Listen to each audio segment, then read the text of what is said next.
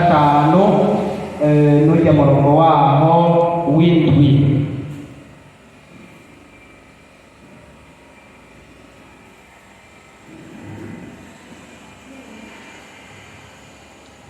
Ubutumwa bwiza bwanditswe na Yohana igice cya 15 turasoma n'umurongo waho w'indwi, niwo tubanza gusoma wonyene, hama nibaza amajambo yavuzwe tuza kubatehya kuko tugira twuzurize kuyamaze kuvugwa, tugomba dusozerere kuyamaze kuvugwa kuko yavuzwe.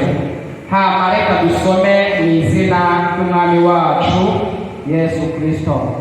Umurongo w'indwi bavuga ngo, nimwaguma muri jewe amajambo yanje akaguma muri mwebwe, musabe icyo mugomba cyose kizobabera kuno. Imana nishimwe cyane, Imana nishimwe cyane. Ndagomba rero muri aka kanya tuvugane kuri aya majambo yavuzwe na nyene yonyene, yavuzwe na Yesu Kristo. Hariya uvuze uhereye kuriya murongo wa mbere, Yesu yavuze ku muzabibu kuri n'amashami yawo. Yesu rero mu kwigisha kwiwe yigishiriza ku byo abantu bariko barabona, bariko baragaragara. Yakunze kuvugira mu migani, mugabo avuga iby'ijambo ry'Imana. Aha rero yavuze ku muzabibu kuri n'amashami yawo. Sinarinze kudondora ibyo yavuze kuri aya mashami n'umuzabibu, nubwo nza kubigarukako, ariko icyo ngomba tuvugane muri aka kanya, Yesu ninde? Kandi Yesu wenyine yivuze ko ari inde, kandi Imana yamwise nde? Imana niyo se yamwise nde? Haleluya, haleluya.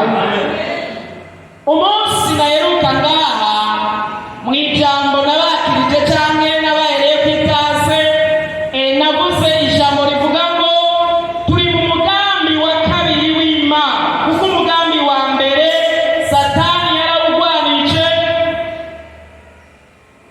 Umugambi w'Imana ntiwaba uko yashaka. Rero ndagomba tuvugane muri uyu mugambi wa kabiri w'Imana. Mbega uwo mugambi ninde? Mbega uwa mbere wari nde? Mbega uwa mbere wari upanzwe gute? Mbega uwa mbere wari ufise amasezerano avuga ngo iki? Mbega uwa kabiri ufise amasezerano avuga ngo iki? Yesu nashimwe cyane, Yesu nashimwe cyane. Yesu rero aravuga ngo nimwaguma muri jewe, nimwaguma muri jewe, niko Yesu yavuze. Haleluya, haleluya. Aravuga ati nimwaguma muri jewe, ukuvuga nituguma muri we, nitwinjira muri we, hama tukaguma muri we, nituve muri we, tukaguma muri we nezina. Hari ibyo twemerewe, hari ibyo Yesu yavuze kugumye muri we, ariko nibikora kutari muri we. Yesu nashimwe.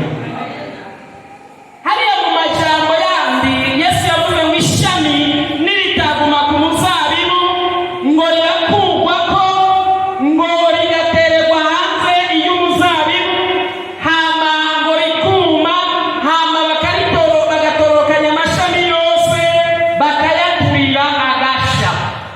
Niko uyu muntu atagumye muri we ameze nk'ishami ritama ritagumye muri Yesu.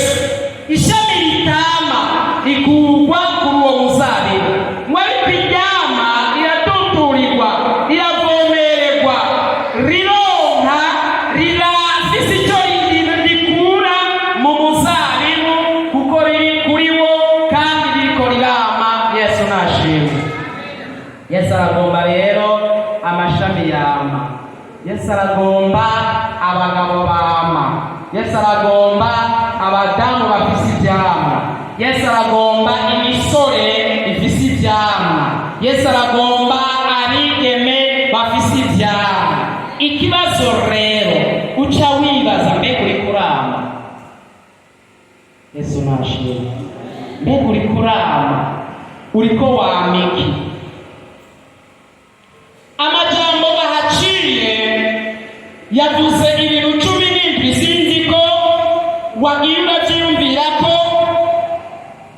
kandi ivyo bintu 17 je nasanze byabaye 34, kuko 17 byari ikinyoma kandi ibindi 17 bikaba ukuri. Yesu nashimwe. Yesu nashimwe. Yesu nashimwe. Nukuvuga iyo utari kurama ivyamwa vya Kristo, hari ibindi vyamwa uri kurama.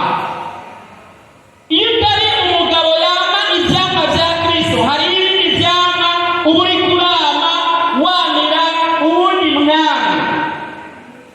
Yesu rero acaravuga ngo nimwaguma muri jewe, nimwaguma muri jewe, amajambo, amen, amajambo, mbega amajambo yavuzwe nayahe? Mu mugambi wa mbere w'Imana, tujye hariya mu Itanguriro, tuje mu gitabo cy'Itanguriro, muri kiriya gice cyaho cya kabiri, turasoma y'umurongo w'9 n'uwa 16. Uhabona acasoma. Itanguriro igice cya kabiri umurongo w'9 n'uwa 16. Ubwo Imana yaremye abantu ba mbere. Umurongo w'9, Uhoraho Imana ahameza igiti cyose cy'igikundiro kibereye kuribwa, ameza n'igiti cy'ubugingo hagati muri iryo tongo, ameza n'igiti kimenyekanisha iciza n'ikibi.